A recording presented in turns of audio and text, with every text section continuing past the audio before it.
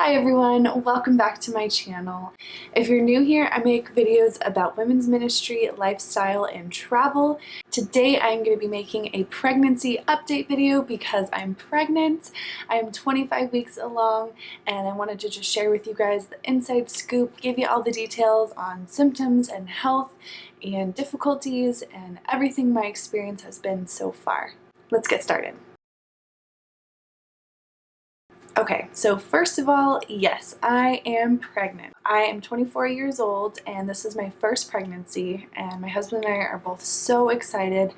We've been married for about 3.5 years and are just really excited to be having a little baby. I'm due April 15th of this year, 2020, and it's just wild. I mean, this is the year that we become parents. We also found out that we were having a baby girl. We are so excited. I've had so many really vivid dreams about us having a little girl, and so I'm really excited that those just came true and that God was just making it clear all along that we were supposed to have a little girl first. I was an older sister with one little brother. My mom was an older sister with a younger brother. My dad had an older sister and he was the younger brother. So I had a feeling that we were gonna have a girl first, but you never know. My hope is to have a natural hospital birth. So I want to give birth in a hospital, but I'm hoping to do it naturally without any drugs whatsoever, without an epidural, without being induced. Nothing, no other pain medication or anything like that. My body does not respond well to pain medication. I've been under general anesthesia before, I've been under heavy dosage of pain medication before, and I'm so groggy and just very emotional, very tired, very nauseous. I get sick really easily, and I really don't want to feel that way during my labor and delivery. So my hope is that I can give birth without any pain medication whatsoever. Just a disclaimer is that I completely respect all births, no matter how they happen, with pain medication, without, cesarean, feedbacks, everything. I completely respect all forms of birth, and this is just my hope for my birth and my first time birth. I would love to hear your birth story as well. Please send me a comment down below.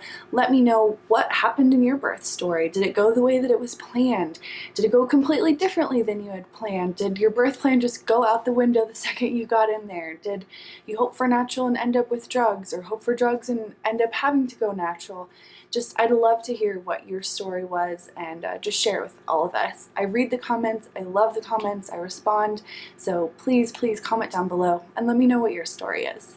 Second thing I wanted to share with you guys is a health update. So I am doing very well in my health right now.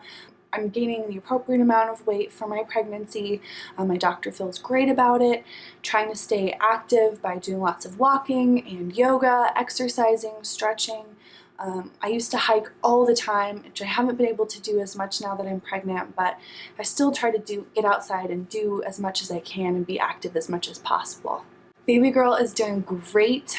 I feel her kicking all the time, just throughout the day, and I feel her moving and squirming, especially if I'm laying down or sitting still or anything like that. I love feeling her kick. We went in for a growth ultrasound yesterday and she was weighing 1 pound 11 ounces and she is in the 46th percentile of her growth measurement. So she's doing really well. Everything looks good on her and the doctors just say she looks perfect. I didn't really feel her kicking until about 20 weeks along, so it took me a little bit longer than some women, but my doctor actually said that was very normal not to feel movement until 20 weeks.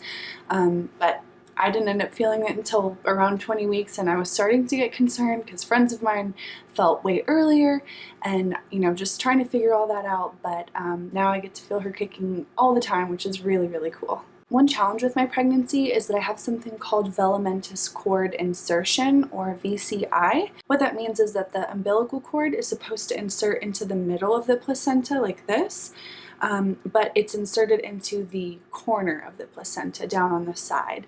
Now, this does not affect her growth at all or her ability to get nutrition or oxygen or anything like that. What it does mean is that where the cord inserts into the placenta, there is an exposed area of it. It doesn't have the Wharton's jelly covering it, which means that it's more exposed to rupture or compression during labor and delivery. So it's just something that my doctors have to keep an eye on: her heart rate, making sure that she's doing well, that that's not going down, that it doesn't rupture. That if it gets compressed, that they're able to get her out quickly. One risk is that they would have to do either a emergency C-section, or if she comes out fine but the umbilical cord ruptures, that they might have to manually extract my placenta. I'm really hoping and praying that that does not happen. This is a very, very minor abnormality in the placenta, and most births with velamentous cord insertion go through just fine, completely normal, and I'm really praying and hoping that mine is the same, completely normal without any complications. If you had a velamentous cord insertion or know someone who did, I would love to just ask for your prayers, and even any positive stories that you have or have heard, please feel free to comment with those down below. Another small thing is that I have a minor umbilical hernia, so where my belly button is, it kind of comes out a little bit more than it should. And it's because there's just an exposed area there. It's completely normal, it's very common, and should go away after delivery, but it just leads to a little bit of tenderness around my belly button that I have to be careful about. I've also been experiencing some pelvic and hip pain and just discomfort, which is super normal in pregnancy. I've been going to the chiropractor every month just to make sure everything is in alignment. One of my legs is shorter than the other one, so I have to do that even before I was pregnant. So now it's just making sure as my pelvis widens and prepares for her and is adjusting to the weight gain and just changes, that everything is still in the right place. So I've been going to the chiropractor every month to make sure that that stays in check. Unfortunately, I'm also getting some different varicose veins, mostly just on my legs. I had them before I was pregnant, so I'm not really surprised. I'm not really excited about that, but that's okay. It's a part of pregnancy.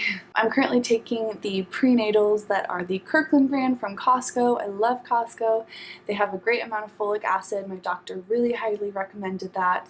And then I also take a small supplement of vitamin D3 every day that my doctor encouraged. Overall, in my second trimester, I feel really, really good. My first trimester was hard and I was really tired all the time, really sick, really nauseous all the time, but my second trimester I feel really just full of energy and vibrant and happy, and it feels so much better.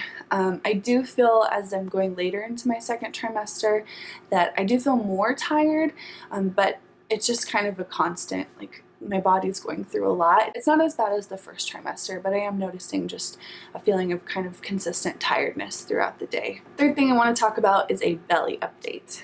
I am feeling very, very pregnant. I'm about 40 inches around and I feel full. I feel full all the time. Like, yeah, especially late at night after I've had a big dinner or something, my stomach, it feels full. It feels heavy. I really am enjoying being pregnant, but some of the hard things about it can be sleep for me. You want to avoid sleeping on your back when you're pregnant, but it's really hard for me. I'm a back sleeper. I just feel heavy. Like, if I'm sleeping on my left side and I'm trying to turn over onto my right side, it just feels like so much more effort to get my whole body turned around. Sleep has been a little bit more difficult for me, and I find myself waking up just periodically throughout the night. I did notice this week that I've started developing a few stretch marks, mainly just on my hips and on my chest. I've been using vitamin E oil on my belly every single day, as well as the Dr. Teal's body lotion.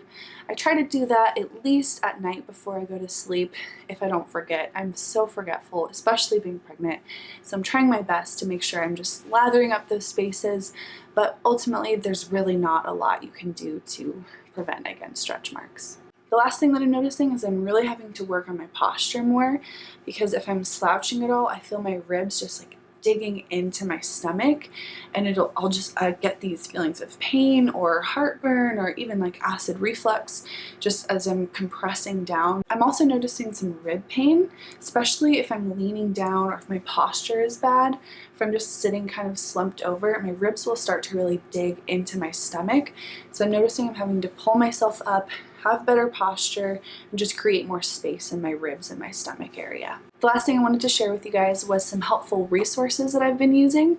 These are not sponsored whatsoever, but I just wanted to share with you guys some things that have been helpful for me. So the first thing is books. There are 3 books that have been really helpful to me so far in my pregnancy. The first one that's been really helpful is Your Pregnancy and Childbirth. It is by the American College of Obstetricians and Gynecologists. This was given to me by my doctor and I found it to be really, really helpful. The next book that I'm reading is called Natural Hospital Birth, written by Cynthia Gabriel. This book has been really helpful to me as well as a first-time mom, first-time expecting mom, that I don't know what to expect. I don't know what to expect for a natural birth, a hospital birth.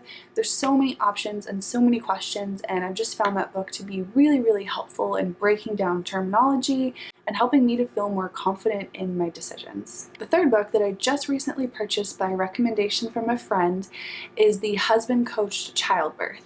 This is written by Robert Bradley, and it breaks down the Bradley method for labor and delivery. And the Bradley method has been recommended to me many, many times by moms, and so this is what I'm going to be learning about and researching for my own labor. If you used a different method than Bradley, like the Lamaze method or hypnobirthing or anything like that, please comment down below and let me know.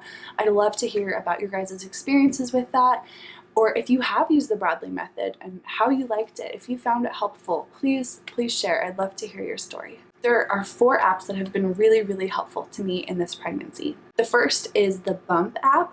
It is a very helpful app, and it even has a 3D view of your baby that you can turn, and it has different points on her that are highlighted and just things to learn. The next one is the What to Expect app. I really like this one because it has videos every single week breaking down some new things that happen in your pregnancy that week, as well as, the size of what she is and how much she weighs, and it's just broken down really clearly, so I like that one as well. The third app that I've been using is called Family Album. This was recommended to me from a podcast that I listened to. It's completely free, and it's a place that you can upload your baby photos into a private folder and share it with your family members so that they kind of have that first preview look of baby and the photos that you get.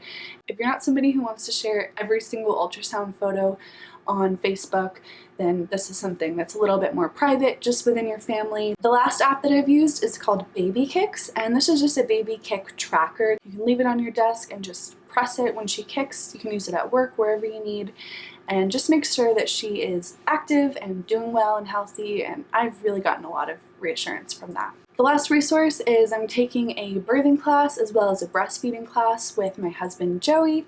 We're doing that here at our local hospital. I'm excited to get to know other moms doing this and for Joey and I to get to do this together and prepare for birth. Thank you so much for watching this video. I hope you found it helpful.